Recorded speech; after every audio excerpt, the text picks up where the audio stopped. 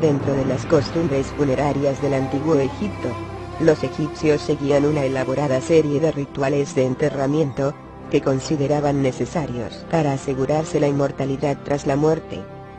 Estos ritos y protocolos incluían la momificación, la pronunciación de hechizos mágicos, y la inclusión de objetos muy específicos en las tumbas, que se pensaba que serían necesarios en la otra vida.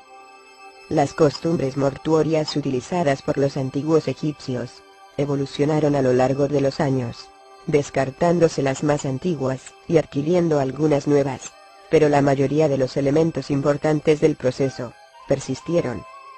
Aunque los detalles específicos cambiaron con el tiempo, la preparación del cuerpo, los rituales mágicos empleados, y los objetos depositados en las tumbas, eran las partes esenciales de un funeral egipcio apropiado. Mantener el cuerpo del individuo intacto, tras el fallecimiento, era necesario, para que el caos, la fuerza vital de los egipcios, tuviera un sitio donde habitar tras la muerte. Los enterramientos poco profundos en la arena caliente del desierto, muchas veces servían como momificación. Pero cuando los cuerpos se enterraban en tumbas, empezaban a descomponerse rápidamente. Los antiguos egipcios usaban la momificación para impedirlo. La momificación comenzó a usarse durante el Antiguo Imperio, pero no evolucionó por completo hasta el Nuevo Imperio. Continuó practicándose hasta la desaparición de la religión egipcia. Los servicios funerarios eran accesibles para cualquiera que pudiera pagarlos, aunque solo los miembros de la sociedad más adinerados podían permitirse servicios más elaborados. La momificación solo estuvo disponible para los ricos, cuando los métodos se simplificaron y se hicieron más rápidos y menos costosos. El tiempo medio empleado para momificar a un rey o reina era de unos 70 días. Aunque no hay registros que documenten el proceso exacto que los egipcios usaban para momificar humanos, hay documentos que describen la momificación del sagrado toro de Apis, que junto a las descripciones de Heródoto y la examinación de las momias encontradas, permite a los estudiosos deducir el proceso de momificación más probable. El proceso básico comenzaba colocando el cuerpo sobre una tabla plana y practicando un corte en el abdomen. En las momificaciones más elaboradas, el corte lo hacía un sacerdote llevando una máscara de Anubis, la deidad asociada con la momificación. Después, el cuerpo se lavaba por dentro y por fuera con vino de palma. Los pulmones, el hígado, los intestinos y el estómago se extraían, se momificaban aparte, y se introducían en vasos canopos. El corazón se dejaba intacto, ya que los egipcios creían que en él residía la esencia de la persona. Dado que los antiguos egipcios no conocían la función cognitiva del cerebro, lo extraían rompiendo la delgada capa de hueso que separa la cavidad nasal y la craneal. Para conseguirlo, introducían una vara en forma de garfio por la nariz, agitando el cerebro hasta que se volvía líquido, y se vertía a través de la nariz. Después limpiaban la cavidad craneal con lino, y la cubrían con resina caliente para sellarla. La cavidad corporal y las partes separadas se lavaban nuevamente con vino de palma. El cuerpo se sumergía en natrón durante unos 40 días, con paquetes de natrón dentro del pecho. Este material deshidrataba el cuerpo, lo cual, junto a la alta concentración de sales, prevenía la aparición de bacterias y la descomposición del cuerpo. Después, la momia se envolvía en una serie de tiras de lino, pegadas al cuerpo con brea o resina. Entre los pliegues se introducían amuletos mágicos, para proteger el cuerpo de espíritus malignos, y ayudar al alma en su viaje a la otra vida. Todo este proceso se completaba en 70 días, tras lo cual la momia se entregaba a la familia del difunto para su entierro. Tras preparar la momia, era necesario que un sacerdote la reanimara simbólicamente. El ritual de la apertura de la boca era dirigido por un sacerdote, quien pronunciaba un hechizo y tocaba la momia o al sarcófago con una suela de cobre o piedra.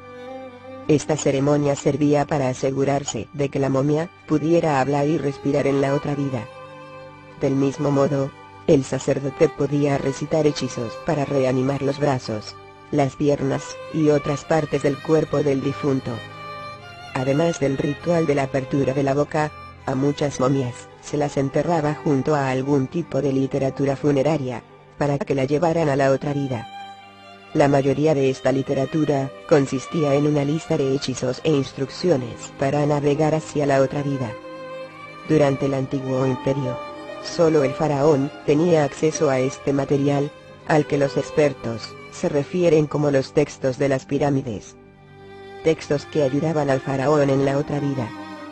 El faraón Unis fue el primero en usar esta colección de hechizos, ya que aparecen grabados en las paredes de su pirámide y en las de algunos de sus sucesores. También se han encontrado algunos de los hechizos de los textos de las pirámides en cámaras funerarias de oficiales de alto rango, y en muchos ataúdes que datan del primer periodo intermedio y el Imperio Medio. En esta época los textos evolucionaron hacia lo que los estudiosos llaman los textos de los sarcófagos. En este periodo, los nobles y algunos egipcios, sin parentesco con la realeza, empezaron a tener acceso a la literatura funeraria, que más tarde evolucionaría hasta dar lugar al conocido Libro de los Muertos. En tiempos del Nuevo Imperio, cualquier egipcio que pudiera permitirse un Libro de los Muertos disponía de los hechizos e instrucciones necesarios para llegar a la otra vida sano y salvo. Desde los tiempos más remotos de la historia egipcia, cada individuo se ha enterrado con al menos un pequeño ajuar funerario, un conjunto de objetos que pensaban que les serían necesarios tras la muerte. Este ajuar consistía, como mínimo, en una serie de objetos cotidianos, además de comida. Los egipcios más adinerados se enterraban con joyería, muebles y otros artículos de lujo. El ajuar también incluía un amuleto con forma de almohada, diseñado para proteger la cabeza de la momia. A medida que las tradiciones funerarias se desarrollaban en el Antiguo Imperio, los ciudadanos más acaudalados eran enterrados en ataúdes de madera, acompañados por una mayor variedad de artículos de lujo. Al comienzo del primer periodo intermedio, las figuras de madera se convirtieron en objetos funerarios muy populares. Estas figuras normalmente representaban actividades cotidianas que el fallecido esperaba continuar haciendo en la otra vida. Además, el ataúd de forma rectangular se convirtió en el más usado. En el Imperio Nuevo, algunas de las antiguas tradiciones funerarias cambiaron. Se popularizó el ataúd de forma antropomorfa, y se empezaron a incluir en las tumbas pequeñas estatuas Suseti, que los egipcios creían que trabajarían para ellos en la otra vida. Aunque los tipos de objetos funerarios fueron cambiando a lo largo de la historia, su función de proteger a los muertos y servirles como sustento en la otra vida permaneció como un propósito común.